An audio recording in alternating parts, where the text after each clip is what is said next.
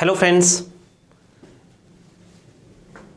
मैं पुनः आपका स्वागत करता हूं सरस्वती एकेडमी के इस ऑनलाइन प्लेटफॉर्म पर। दोस्तों, जैसा कि पिछली क्लास में हम पढ़ रहे थे, हमारा टॉपिक था टेंस। अब हम उससे थोड़ा सा आगे बढ़ते हैं।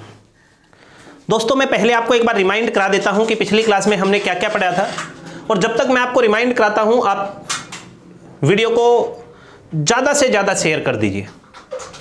क्योंकि देखिए दोस्तों, इस देश में जो भी बच्चा पढ़ना चाहता है और उसके पास रिसोर्सेज अवेलेबल नहीं है, हम ये चाहते हैं कि हमारी पूरी टीम, हमारी एकेडमी हर उस बच्चे तक कोचिंग को फ्री ऑफ कॉस्ट पहुंचाए, कोई चार्जेस ना ले। हम ये चाहते हैं कि हर कोई ये सपना देख सके कि सरकारी नौकरी बड़ी आसान है। दोस्तों, मैं शुरू करता हूं अपना वही टॉपिक जहां से मैंने पिछली वीडियो में छोड़ा था, वहीं से शुरू करता हूं। देखिए दोस्तों, हम पढ़ रहे थे कि प्रेजेंट के लिए वर्ब की फर्स्ट फॉर्म होती है, पास्ट के लिए वर्ब की सेकंड फॉर्म होती है, फ्यूचर के लिए शैल विल प्लस वर्ब की फर्स्ट फॉर्म होती है, परफेक्ट के लिए वर्ब की थर्ड फॉर्म होती है, कॉन्टिन्यूअस के लिए वर्ब की फोर्थ फॉर्म होती है, परफेक्ट कॉन्टिन्यूअस के लिए वर्ब की थर्ड फॉर्म और वर्ब की फोर्थ फॉर्म होती है, और इंडेफिनिट के लिए मैंने कोई वर्ब आपको नहीं बताई थी। अब आप देखते ही सेंटेंस को पहचानेंगे कैसे? बड़ा आसान है। कैसे पहचानेंगे? पहले इंग्लिश में एक बार बता देता हूं, फिर हिंदी में बताता हूं कि आप कैसे पहचानेंगे। केवल एक एक शब्द आपको टेंस के लिए, हर एक पार्ट के लिए एक एक शब्द याद करना है, एक एक वर्ब याद करनी है। आपको यह याद करना है कि कहीं भी अगर फर्स्ट फॉर्म आएगी तो उसका मतलब है प्रेजेंट, कहीं भी अगर सेकंड फॉर्म आएगी तो उसका मतलब है पास्ट, और कहीं भी अगर शैल विल आएगा तो उसका अर्थ है फ्यूचर। आज के बाद ये भूल जाइए कि प्रेजेंट का मतलब वर्तमान भी होता है, कोई नहीं पूछने वाला आपसे। क्या याद रखना है कि प्रेजेंट का अर्थ होता है वर्ब की फर्स्ट फॉर्म, पास्ट का अर्थ होता है वर्ब की सेकंड फॉर्म, और फ्यूचर का अर्थ होता है शैल विल प्लस वर्ब की फर्स्ट फॉर्म। आपको याद रखना है कि परफेक्ट के लिए वर्ब की थर्ड फॉर्म होती है और कॉन्टिन्यूअस के लिए वर्ब की फोर्थ फॉर्म होती है। परफेक्ट कॉन्टिन्यूअस के लिए दोनों ही हो जाएंगे, थर्ड फॉर्म भी और फोर्थ फॉर्म। इंडेफिनिट के लिए अनिश्चित। एक बार दोबारा मैं आपको बताता हूं कि अगर कोई काम जारी है तो उसको कॉन्टिन्यूअस कहा जाएगा, अगर कोई काम पूरा हो चुका है तो उसको परफेक्ट कहा जाएगा, अगर कोई काम कुछ हिस्सा पूरा हो चुका है और कुछ जारी है उसको परफेक्ट कॉन्टिन्यूअस कहा जाएगा, और जिस काम को देखने से यह ना पता चले कि वो कॉन्टिन्यूअस है या परफेक्ट है, यानी वो जारी है या पूरा हो चुका है, उसको हम कहेंगे इंडेफिनिट। अब आगे बढ़ते हैं दोस्तों। मैं कुछ सेंटेंसेज आपके सामने लिखता हूं और मेरे साथ साथ आप कोशिश करेंगे आइडेंटिफाई करने की, पहचानने की। देखिए ध्यान से, मैंने लिखा he has been cooking food since morning.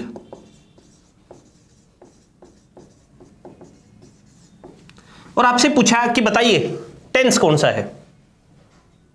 वैसे तो अक्सर आप लोगों ने याद किया होगा कि सिंस फॉरवर्ड टाइम जहां आ जाता है वो परफेक्ट कॉन्टिन्यूअस होता है, लेकिन कौन सा परफेक्ट कॉन्टिन्यूअस है? Present perfect continuous, past perfect continuous, future perfect continuous, कौन सा परफेक्ट कॉन्टिन्यूअस है ये? तो बड़ा आसान है पहचानना। देखिए कैसे। हैज जो है ये वर्ब की फर्स्ट फॉर्म है, और बीन जो है ये वर्ब की थर्ड फॉर्म है। इसके लिए आपको पिछली दोनों वीडियो देखनी पड़ेंगी, क्योंकि हैज वर्ब की फर्स्ट फॉर्म है, ये पहली वीडियो में है, और बीन वर्ब की थर्ड फॉर्म है, ये भी पहली वीडियो में है, और कुकिंग है वर्ब की फोर्थ फॉर्म, क्योंकि जहां भी आईएनजी लगेगा उसको क्या कहेंगे? वर्ब की फोर्थ फॉर्म। अब देखिए, फर्स्ट फॉर्म का मतलब प्रेजेंट, थर्ड फॉर्म का मतलब परफेक्ट, और फोर्थ फॉर्म का अर्थ होता है कॉन्टिन्यूअस। यानी टेंस कौन सा हुआ? Present perfect continuous. अब कोई भी सेंटेंस लिख लीजिए। मैंने लिखा he has eaten meal. Has क्या है? वर्ब की फर्स्ट फॉर्म, फर्स्ट फॉर्म का मतलब प्रेजेंट। ईटन वर्ब की थर्ड फॉर्म, थर्ड फॉर्म का मतलब परफेक्ट। टेंस कौन सा हुआ? Present perfect. और देखते हैं, मैंने लिखा Ram was writing a letter. अब देखिए दोस्तों, वॉज क्या है? वर्ब की सेकंड फॉर्म। बी वर्ब की सेकंड फॉर्म होती है, be was been. Second form है तो पास्ट लिखा हुआ है उधर। और राइटिंग क्या है? वर्ब की फोर्थ फॉर्म, और फोर्थ है तो कॉन्टिन्यूअस। बताइए, क्या आप किसी भी सेंटेंस को लिखते ही पहचान लेंगे कि यह कौन सा टेंस है? आपके मन में डाउट चल रहा होगा। आपके मन में यह डाउट चल रहा होगा कि सर इंडेफिनिट होगा तो इंडेफिनिट भी लिखते हैं। He writes a letter. अब आपने देखा कि सर यहां पर यह वर्ब की फर्स्ट फॉर्म है। इसका अर्थ मुझे इतना तो पता है कि यह प्रेजेंट है। यह तो पता है मुझे कि यह प्रेजेंट है, लेकिन इसके बाद ना तो ये कंटिन्यूअस मिला, ना ये परफेक्ट मिला, ना ये परफेक्ट कंटिन्यूअस मिला, तो हम क्या लगा देंगे? अनिश्चित होकर इंडेफिनिट, क्योंकि अनिश्चित है हम। यानी जिस पार्ट में केवल वर्ब की फर्स्ट फॉर्म, केवल वर्ब की सेकंड फॉर्म, या फिर केवल विल सेल प्लस वर्ब की फर्स्ट फॉर्म, यानी केवल टेंस का अर्थ हो, उसके पार्ट का अर्थ ना हो, उसको क्या कहेंगे? इंडेफिनिट। अब मैं आपके लिए कुछ सेंटेंसेस लिख रहा हूं। अब बड़े ध्यान से उन सभी सेंटेंसेस में बताएंगे कि कौन कौन सा टेंस है, और आप उसको पहचानने की कोशिश करेंगे पूरी तरह से, क्योंकि सबसे पहले पहचानना जरूरी है। आपको सेंटेंस देखते ही यह पता चलना चाहिए कि इस सेंटेंस के अंदर, जो सेंटेंस यहां लिखा हुआ है, उस सेंटेंस के अंदर टेंस कौन सा है। देखिए, मैंने लिखा Ram sings a song. I shall be washing clothes.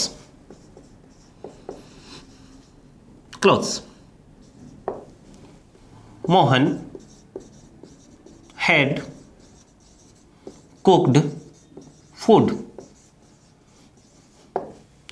You were cheating him. They have spoken English। ये कुछ आपके सामने मैंने सेंटेंस लिख दिए। हम इनको पहचानते हैं कि किसमें कौन सा टेंस है। देखिए कैसे। सबसे पहले यहां पर लिखा हुआ है सेल विल प्लस वर्ब की first form. Shall will plus verb की फर्स्ट फॉर्म, इसका अर्थ हुआ फ्यूचर। उसके बाद यहां लिखा हुआ है वर्ब की फोर्थ फॉर्म। फोर्थ मतलब फर्स्ट प्लस आईएनजी, यानी यहां पर है कॉन्टिन्यूअस। टेंस हो गया फ्यूचर कॉन्टिन्यूअस। कितना आसान है दोस्तों। उसके बाद यहां देखिए, यह है वर्ब की सेकंड फॉर्म। सेकंड है तो इसका अर्थ हुआ पास्ट। यहां पर यह है वर्ब की थर्ड फॉर्म, और थर्ड है तो इसका मतलब हुआ परफेक्ट। यह हो गया पास्ट परफेक्ट। उसके बाद देखिए, यह है वर्ब की सेकंड फॉर्म। सेकंड है तो इसका अर्थ हुआ पास्ट, और यहां पर है फोर्थ तो इसका अर्थ हुआ कॉन्टिन्यूअस, पास्ट कॉन्टिन्यूअस। यहां पर यह है वर्ब की फर्स्ट फॉर्म। फर्स्ट का अर्थ है प्रेजेंट, और यह है वर्ब की थर्ड फॉर्म। थर्ड का अर्थ होता है परफेक्ट। तो प्यारे दोस्तों, मेरे हिसाब से आप इतना समझ चुके हैं कि लिखे हुए किसी भी सेंटेंस में आप कैसे पहचानेंगे कि कौन सा टेंस है। अब थोड़ा सा मैं आपकी मदद करता हूं कि टेंसेस को हम हिंदी में कैसे पहचानेंगे, क्योंकि हिंदी और अंग्रेजी दोनों ही हमें पता होनी चाहिए, पहचानना आना चाहिए। फिर स्ट्रक्चर्स भी मैं सारे बनवा दूंगा आपके। मैं आपको एक छोटा सा एक ग्राफ बनाऊंगा, और उस ग्राफ से आप सीख जाएंगे। ग्राफ वो नहीं कि मैं कोई टेबल बनवाऊंगा कि भाई प्रेजेंट इंडेफिनिट के लिए स्ट्रक्चर होता है, नहीं, बिल्कुल नहीं। स्ट्रक्चर आप खुद बनाएंगे। मैं आपके सामने एक छोटा सा ग्राफ बनाऊंगा, और मैं आपको यह बता दूं कि उस ग्राफ से ही मैं आपको सारे वॉइस सिखाऊंगा। वॉइस के लिए आपको एक भी रूल याद करने की जरूरत नहीं, एक छोटा सा फॉर्मूला, एक छोटी सी ट्रिक, जिससे आपका वॉइस कभी गलत नहीं होगा। लेकिन उसके लिए वॉइस की वीडियो तक आपको इंतजार करना पड़ेगा। तब तक आप हर वीडियो को देखते रहें। जब आप वॉइस तक पहुंचेंगे तो बड़ी आसानी से आपको यह लगेगा कि खोदा पहाड़ निकली चूहियां। देखिए, अब हिंदी में पहचानना शुरू करते हैं। दोस्तों, कोई एक ऐसा शब्द सोचिए, अगर मैं उसको किसी सेंटेंस के पीछे लगा दूं तो आपको सेंटेंस से एकदम वर्तमान का भाव लगे। जैसे मैं आपको एक छोटा सा एग्जांपल देता हूं। भारत के प्रधानमंत्री नरेंद्र मोदी हैं और भारत के प्रधानमंत्री मनमोहन सिंह थे। दोनों में अंतर क्या है? अंतर है का और था का। यानी अगर किसी सेंटेंस के लास्ट में आपको है लिखा मिलेगा तो वो सेंटेंस हमारा किस में चला गया? प्रेजेंट में। अगर किसी सेंटेंस के लास्ट में आपको था लिखा दिखेगा तो वो सेंटेंस किस में चला गया? पास्ट में। लेकिन जब हम बात करते हैं हिंदी भाषा की, देखिए दोस्तों, इंग्लिश में तो मैंने आपको बता दिया कि यहां पर पास्ट के लिए वर्ब की सेकंड फॉर्म का ही प्रयोग होगा, लेकिन हिंदी में पास्ट के लिए था के साथ आ ए ई इनका भी प्रयोग होता है, या फिर आ ए ई की मात्रा। यानी देखिए, अगर मैंने सेंटेंस लिखा राम गाना गा रहा था, तो यहां यह था भी पास्ट बताएगा। और अगर मैंने सेंटेंस लिखा राम ने गाना गाया,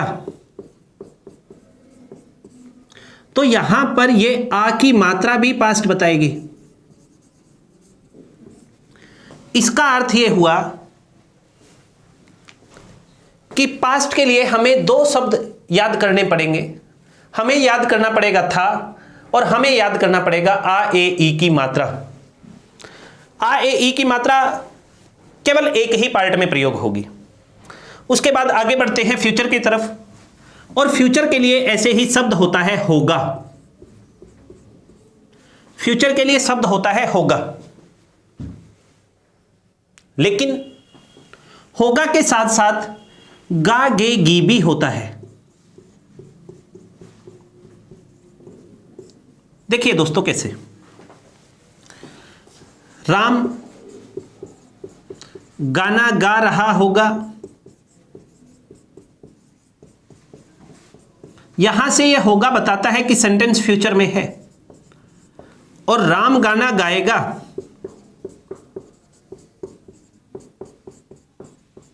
यहां पर यह केवल गा बताता है कि सेंटेंस किस में है? फ्यूचर में। यानी फ्यूचर के लिए भी आपको शब्द याद करना है होगा और गागेगी। दूसरी तरफ देखिए, अगर हम बात करते हैं प्रेजेंट की तो एक ही शब्द है।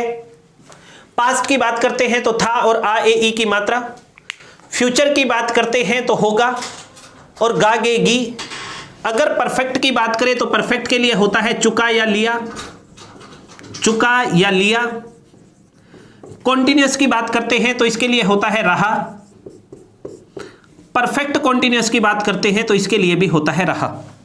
और यहां आके छोटी सी एक समस्या पैदा हो गई, छोटी सी एक समस्या आ गई हमारे सामने, और वो समस्या ये है कि परफेक्ट कॉन्टिन्यूअस में और कॉन्टिन्यूअस में दोनों में ही आपने रहा देखा, दोनों में ही रहा लिखा हुआ है।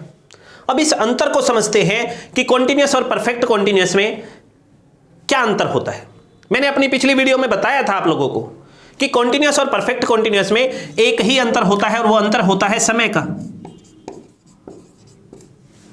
यानी अगर कहीं पर रहा के साथ समय आ जाता है तो वहां पर परफेक्ट कॉन्टिन्यूअस होता है, और अगर समय नहीं आता तो उसको कहा जाता है कॉन्टिन्यूअस। देखिए किस प्रकार मैं लिखता हूं यहां, और लिखकर समझते हैं। मैंने आप लोगों के सामने एक सेंटेंस लिखा,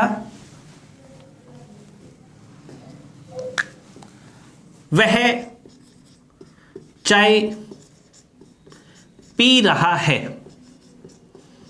इस सेंटेंस में रहा आया, लेकिन उस रहा के साथ समय नहीं आया। एक सेंटेंस मैंने लिखा, वह चाय वह 2 घंटे से चाय पी रहा है। वह 2 घंटे से चाय पी रहा है। अब यहां पर भी रहा आया, लेकिन उस रहा के साथ समय आ गया। तो जब भी रहा और समय एक ही सेंटेंस में है तो इसका अर्थ वो क्या है, परफेक्ट कॉन्टिन्यूअस। मेरे हिसाब से दोस्तों आपको समझ आ गया होगा कि कॉन्टिन्यूअस और परफेक्ट कॉन्टिन्यूअस में क्या अंतर होता है। अब थोड़ा सा इंडेफिनिट को भी समझते हैं कि इंडेफिनिट के लिए कौन से शब्द हैं, क्योंकि इंग्लिश में तो मैंने बता दिया कि इंडेफिनिट के लिए किसी भी वर्ब की जरूरत आपको नहीं है। अब देखते हैं कि इंडेफिनिट के लिए हिंदी में क्या होता है। इंडेफिनिट जब भी पढ़ते हैं दोस्तों हम, तो इसमें कोई निश्चित बात नहीं कर सकते, क्योंकि यह अनिश्चित होता है और निश्चित बात नहीं कर सकते तो आपको प्रेजेंट में इसके लिए अलग से शब्द याद करने पड़ेंगे, पास्ट में इसके लिए अलग से शब्द याद करने पड़ेंगे और फ्यूचर में इसके लिए अलग से शब्द याद करने पड़ेंगे। और जब आप ये इंडेफिनिट समझ जाएंगे तो फिर मैं आपके लिए बड़ा आसान कर दूंगा कि आपको पास्ट में आ, ए, ई या उसकी मात्रा याद नहीं करनी। आपको याद करना है कि प्रेजेंट का अर्थ होता है वर्ब की फर्स्ट फॉर्म या है, पास्ट का अर्थ होता है वर्ब की सेकंड फॉर्म या था, और फ्यूचर के लिए आपको ये गा, गे, गी याद नहीं करना। आपको याद करना है कि फ्यूचर का अर्थ होता है होगा या फिर सेल विल प्लस वर्ब की फर्स्ट फॉर्म। अब देखिए बड़े ध्यान से, इंडेफिनिट के लिए प्रेजेंट में ता, पास्ट में भी ता और फ्यूचर में गा। प्रेजेंट में ता, पास्ट में भी ता और फ्यूचर में गा। प्रेजेंट में ता है, पास्ट में ता था और फ्यूचर में केवल गा। पास्ट में एक छोटी सी बात और आपको साथ साथ याद करनी पड़ेगी, और वो याद करना है आ, ए, ई की मात्रा। आ, ए, ई की मात्रा ये कहां पर प्रयोग होगी? ये प्रयोग होगी केवल पास्ट इंडेफिनिट में। तो अब मैं कुछ सेंटेंसेस लिखता हूं और उन एग्जाम्पल्स के माध्यम से हम समझेंगे कि कहां पर हमारा सेंटेंस प्रेजेंट में है, कहां पर हमारा सेंटेंस पास्ट में है, कहां पर सेंटेंस फ्यूचर में है और कहां पर उसका कौन सा पार्ट है। 4-5 एग्जाम्पल और आपको क्लियर हो जाएगा। देखिए बड़े ध्यान से, मैंने सेंटेंस लिखा वह दौड़ लगा रहा है, वह दौड़ लगा रहा है। आपने देखा कि है आया है, इसका अर्थ हुआ सर प्रेजेंट। आपने देखा रहा है, रहा का अर्थ है कॉन्टिन्यूअस, यानी सेंटेंस हमारा किस में है? Present continuous. अगर मैंने लिखा वह गाना गाता है, तो आपने देखा सर है, इसका अर्थ है प्रेजेंट, लेकिन उस है से पहले ता भी है, इसका अर्थ है इंडेफिनिट, प्रेजेंट इंडेफिनिट। अगर मैंने लिखा तुम अंग्रेजी सीख चुके हो, तो आपने देखा हो यानी है, सर ये प्रेजेंट है, और चुके इसका अर्थ है परफेक्ट। अब दोस्तों इन एग्जाम्पल्स के बाद आप कोशिश करेंगे कि आप हिंदी में सेंटेंसेस लिखेंगे और पहचानने की कोशिश करेंगे कि इसमें कौन सा टेंस है। आप इंग्लिश में सेंटेंस लिखेंगे और कोशिश करेंगे कि इसमें कौन सा टेंस है। मैं जैसे ही आप लोगों को अगला टॉपिक कराऊंगा तो उस टॉपिक में आपसे पूछूंगा, आपके सामने लिखूंगा। तब तक के लिए आप प्रैक्टिस करें और इस चैनल को ज्यादा से ज्यादा सब्सक्राइब करें, ज्यादा से ज्यादा शेयर करें, लाइक करें। धन्यवाद।